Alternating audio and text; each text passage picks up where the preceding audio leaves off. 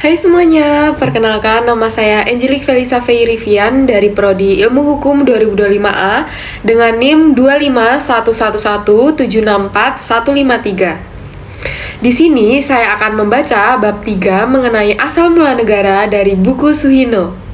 Yang pertama dari bab 3 yaitu asal mula negara. Kapankah timbulnya ilmu negara? Pemikirannya tentang negara dan hukum.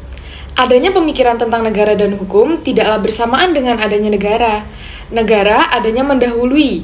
Jadi, tegasnya, adanya pemikiran tentang negara dan hukum tidaklah setua umur dari mulai adanya negara. Jauh sebelum adanya pemikiran tentang negara dan hukum, negara telah ada.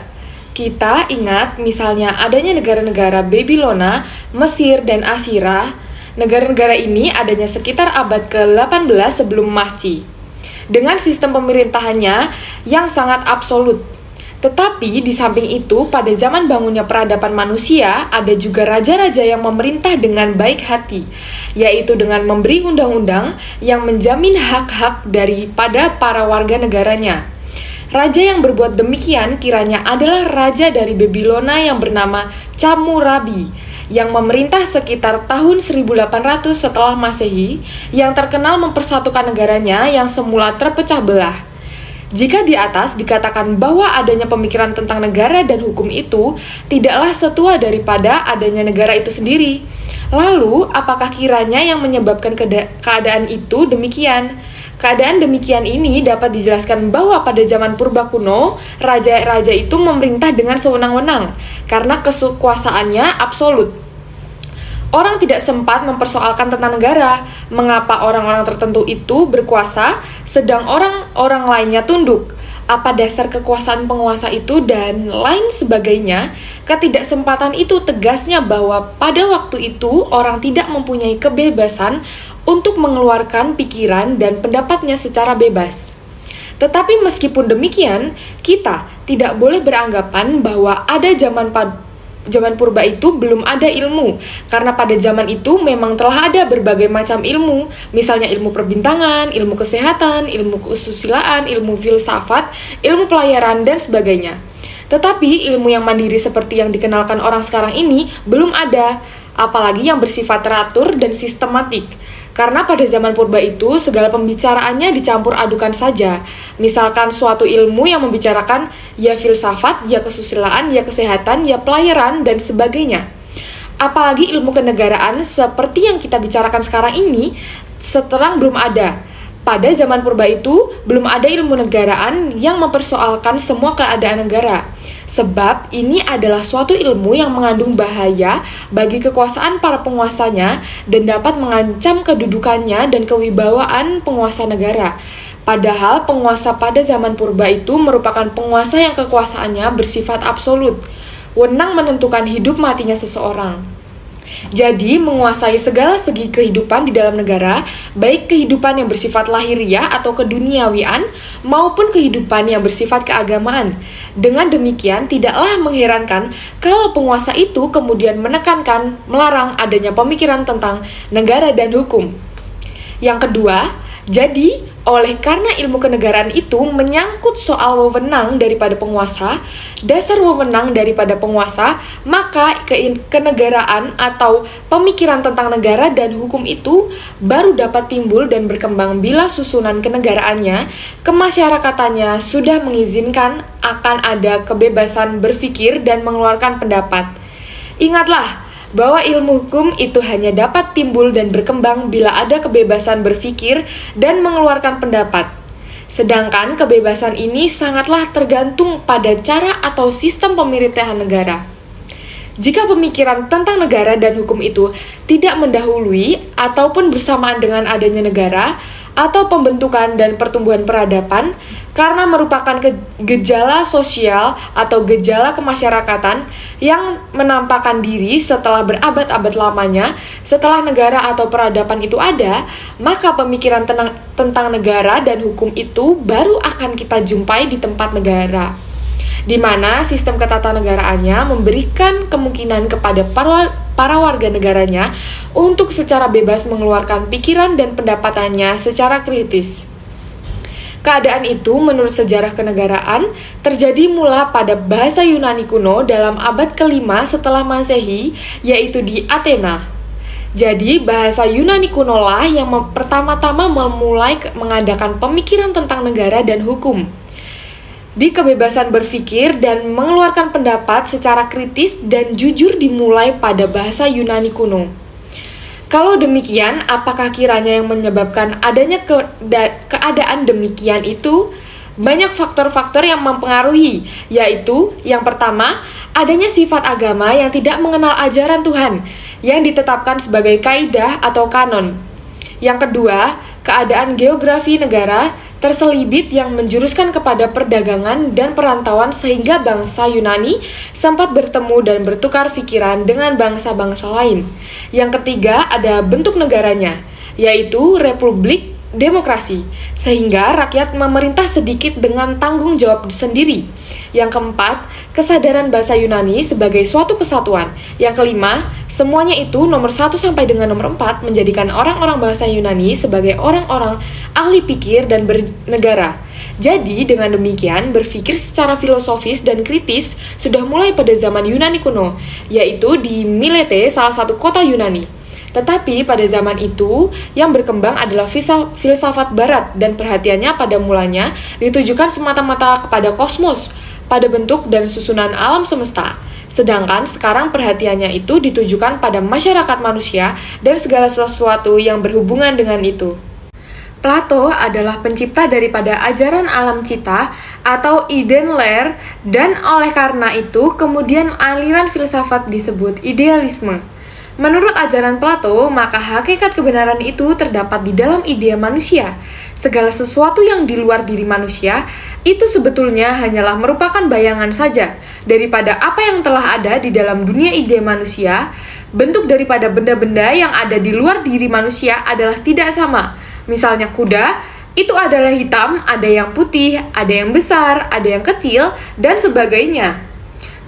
Tetapi meskipun demikian, kita telah mengetahui bahwa benda atau kuda tersebut adalah sejenis.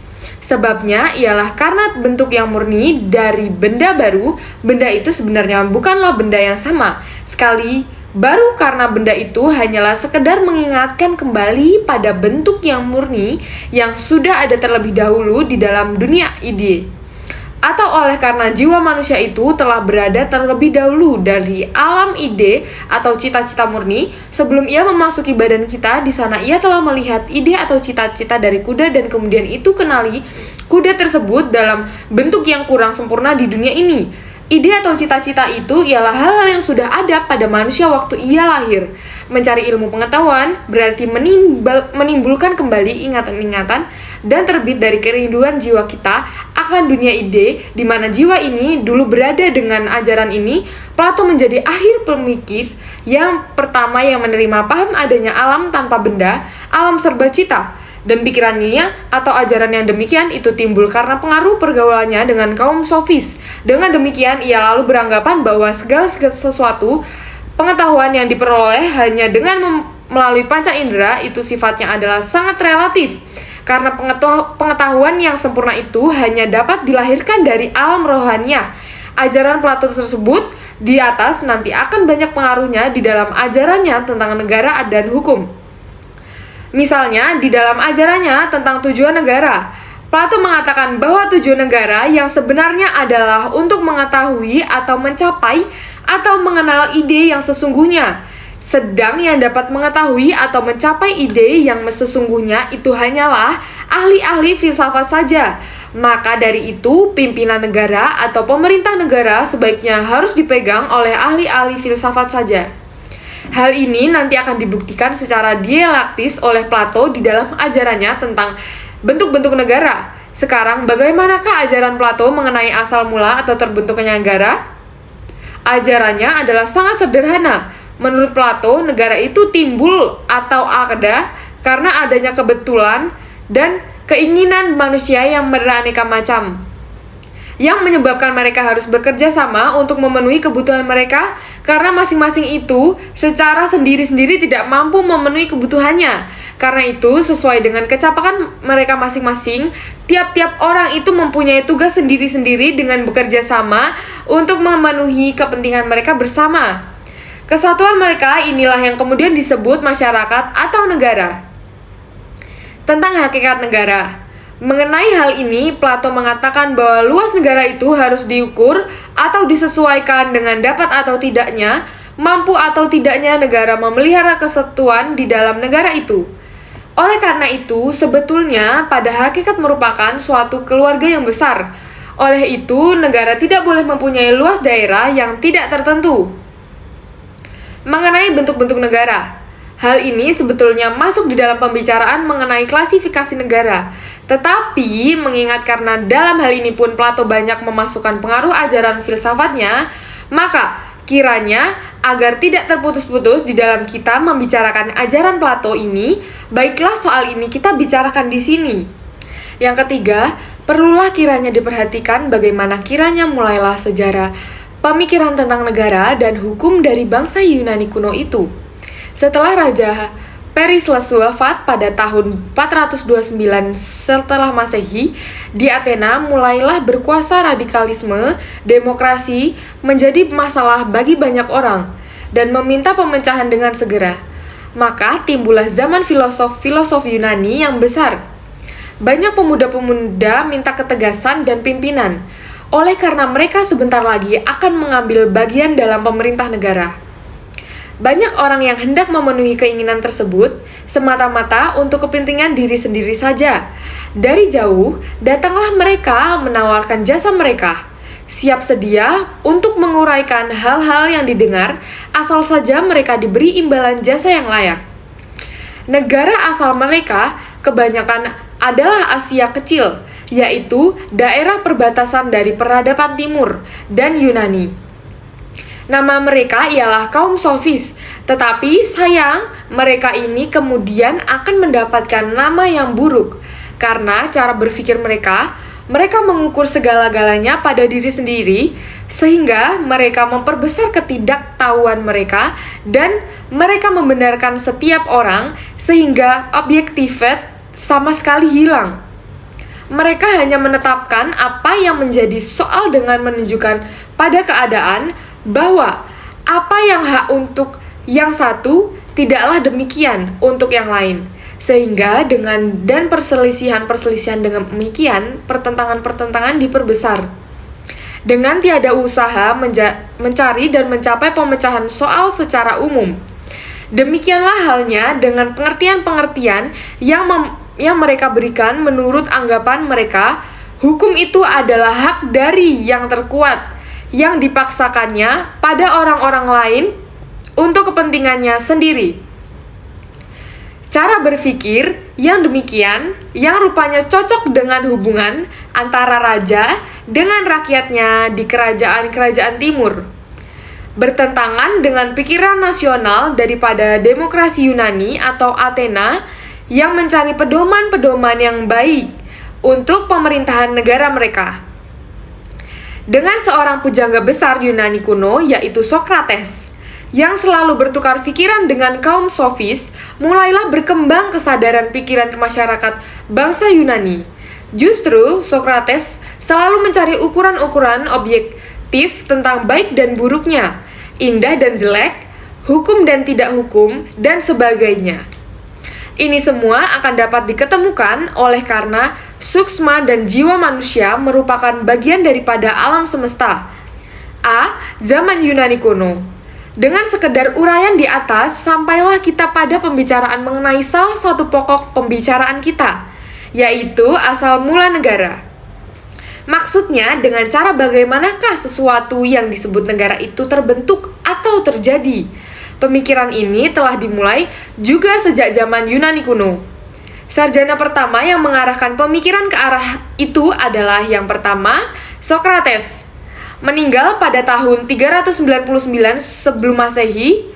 Menurut Sokrates, negara bukanlah semata-mata merupakan suatu keharusan yang bersifat objektif. yang asal mulanya berpangkal pada pekerti manusia. Sedang tugas negara adalah menciptakan hukum yang harus dilakukan oleh para pemimpin atau para penguasa yang dipilih secara suksma oleh rakyatnya. Di sini tersimpul pikiran demokratis daripada Sokrates. Ia selalu menolak dan menentang keras apa yang dianggapnya bertentangan dengan ajarannya, yaitu mentaati undang-undang. Sokrates meninggal karena dipaksa atau dihukum minum racun, sebab dianggap merusak alam pikiran dengan kepandaiannya yang telah pada waktu itu dengan tidak meninggalkan apa-apa, baik tulisan-tulisan yang telah dibukukan ataupun yang masih berupa tulisan tangan. Bahwa Sokrates hidup terus dalam alam pemikiran tentang negara dan hukum adalah terutama berkat muridnya, yaitu termasyhur orangnya adalah Plato, karena Plato di dalam buku-buku karangannya memberikan tempat utama bagi gurunya, yaitu Sokrates. Dalam banyak hal buku, Plato bersifat tanya jawab. Sedangkan tanya jawabnya itu diutarakan menurut ajaran gurunya, yaitu Sokrates. Maka dengan demikian, sampailah kita sekarang pada ahli pemikir besar tentang negara dan hukum, yang dihasilkan oleh sejarah kenegaraan dari bangsa Yunani kuno. Bentuk negara Yunani kuno masih merupakan suatu polis, terjadinya itu mula-mula hanya merupakan benteng di sebuah bukit, yang makin lama makin diperkuat. Kemudian orang-orang lain yang juga ingin hidup dengan aman ikut menggabungkan diri, bertempat tinggal di sekeliling benteng itu, minta perlindungan keamanan, maka dengan demikian benteng itu dapat semakin memperluas. Kelompok inilah yang kemudian dinamakan polis. Jadi, negara pada waktu itu tidaklah lebih daripada suatu kota saja. Organisasi yang mengatur hubungan antara orang-orang yang ada di dalam polis itu tidak hanya mempersoalkan organisasinya saja, tetapi juga tentang kepribadian orang-orang di sekitarnya.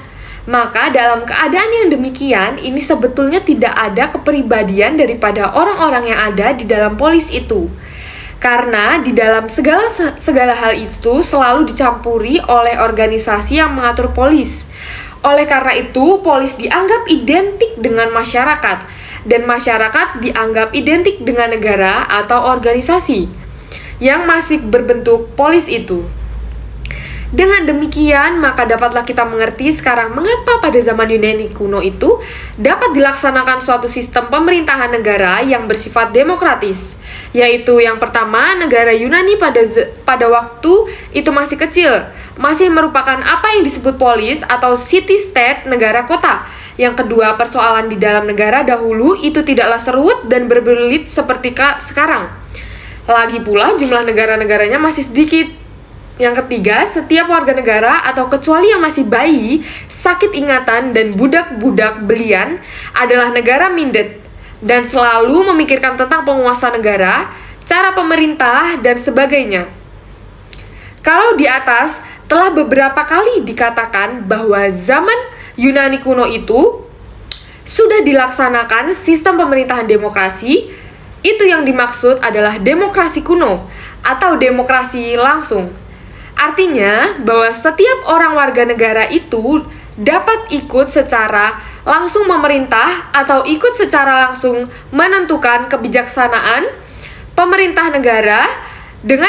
Dengan keadaan demikian, inilah bangsa Yunani di dalam sejarah pemikiran tentang negara dan hukum menghasilkan ahli-ahli pemikir besarnya. Yang kedua, Plato. Plato adalah murid terbesar dari Sokrates. Ia hidup pada tahun 429 sampai dengan 347 sebelum Masehi. Pada tahun 389, ia membuka sebuah sekolah filsafat di Athena yang diberi nama Akademikia. Selama 40 tahun itu, ia mengajar pada sekolah tersebut. Dan selama itu pula, ia banyak menulis buku.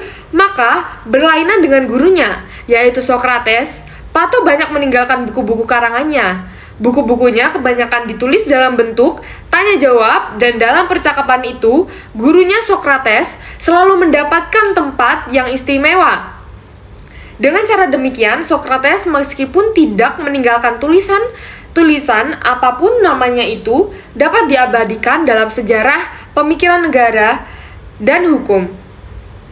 Buku-buku Plato yang terpenting di dalam sejarah pemikiran tentang negara dan hukum adalah Politeia atau Negara. Buku ini memuat ajaran-ajaran Plato tentang negara dan hukum. Buku ini kemudian dilanjutkan dalam bukunya yang lainnya yang diberi nama Politikos atau Ahli Negara, dan dalam bukunya yang lain yang diberi nama Nomoi atau Undang-Undang. Ajaran-ajaran Plato tentang negara dan hukum dalam buku-bukunya tadi banyak dipengaruhi alam pikiran Plato dalam lapangan filsafat. Bahkan sesungguhnya alam pikiran inilah yang melahirkan buku-bukunya tersebut. Maka sebelum membicarakan pokok-pokok ajaran Plato tentang negara dan hukum dalam buku-bukunya tersebut, baiklah kiranya dibicarakan terlebih dahulu secara singkat alam pikiran Plato dalam lapangan filsafat. Ketujuh, sebelum Plato mengemukakan ajarannya tentang bentuk-bentuk negara, didahului dengan mengemukakan suatu pertanyaan. Ilmu negara itu pertama-tama harus mengemukakan suatu soal yang bersifat kesusilaan, keadilan agar manusia dapat mencapai kebahagiaan. Dan satu soal yang diajukan oleh Plato ialah, dapatkah orang jahat itu berbahagia? Karena meskipun di mana-mana telah diajarkan tentang kesusilaan, kebajikan, keadilan, toh tentunya masih ada orang yang tidak mau melaksanakannya. Yang meskipun demikian, orang-orang jahat itu sendiri dapat juga menganjurkan kepada orang-orang lain untuk berbuat baik. Ingat saja akan kata-kata pepatah, sapu itu kotor, tetapi dapat juga untuk membersihkan. Pemecahan soal yang diajukan Plato itu dapat dicari dan diketemukan urayanya mengenai bentuk-bentuk negara. Menurut Plato, ada 5 macam bentuk negara yang sesuai dengan sifat-sifat tertentu daripada jiwa manusia. Bentuk daripada sesuatu negara itu tidak dapat hidup atau bertahan kekal. Oleh karena sifat-sifat jiwa manusia yang merupakan dasar-dasar kehidupan yang prinsipal yang dijalankan sejauh mungkin itu merubah keadaan mereka menjadi buruk dan akhirnya memusnahkan mereka sendiri. Perubahan keadaan ini mempengaruhi secara langsung terhadap bentuk negara. Mengapa demikian? Sebabnya ialah bahwa sesungguhnya bentuk daripada sesuatu negara itu ditentukan oleh bentuk pemerintahannya, sedangkan bentuk pemerintahan itu ditentukan oleh sifat daripada orang-orang yang memegang pemerintahan itu. Selanjutnya, sifat daripada orang-orang yang ditentukan oleh sifat jiwa manusia yang merupakan dasar kehidupan prinsipal. Dengan demikian, dapatlah dimengerti bahwa orang yang adil adalah orang budiman dan orang baik, sedangkan orang yang tidak adil adalah orang yang jahat dan tidak berpengetahuan. Itu adalah pencerminan daripada jiwa yang baik akan memerintah baik, sedangkan jiwa yang jahat akan memerintahkan pemburuk. Jadi dengan demikian sifat kejiwaan manusialah yang sesungguhnya menentukan sikap dan perbuatan manusia. Sekarang marilah kita coba memahami ajaran Plato tentang bentuk-bentuk negara. Menurut Plato, puncak daripada bentuk negara itu adalah aristokrasi. Ini adalah bentuk negara di mana pemerintahannya dipegang oleh para cerdik, pandai, dan yang dalam menjalankan pemerintahannya itu berpedoman pada keadilan. Di sini, para budiman itu memerintah sesuai dengan pikiran keadilan. Segala sesuatu ditujukan untuk kepentingan bersama, agar keadilan dapat merata, tetapi sesuai dengan sifat-sifat jiwa manusia yang selalu berubah. Pemerintahan seperti ini tidak dapat bertahan lama, karena golongan yang memegang pemerintahan itu lebih condong kepada keinginan untuk mencapai kemasyhuran dan kehormatan daripada keadilan. Perubahan ini mungkin juga terjadi pada anak keturunannya karena mereka mendapatkan kekuasaan itu secara mudah, maka lalu kurang bertanggung jawab. Mereka memegang pemerintahan itu tidak dapat ditujukan untuk kepentingan umum, melainkan hanya untuk memenuhi kepentingan mereka sendiri, sedangkan kepentingan umum diabaikan.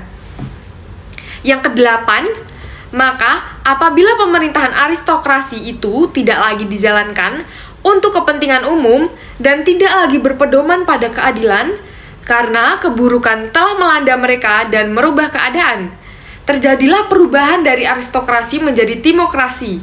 Di dalam timokrasi ini, segala tindakan daripada penguasa hanya dilaksanakan dan ditujukan untuk kepentingan si penguasa itu sendiri.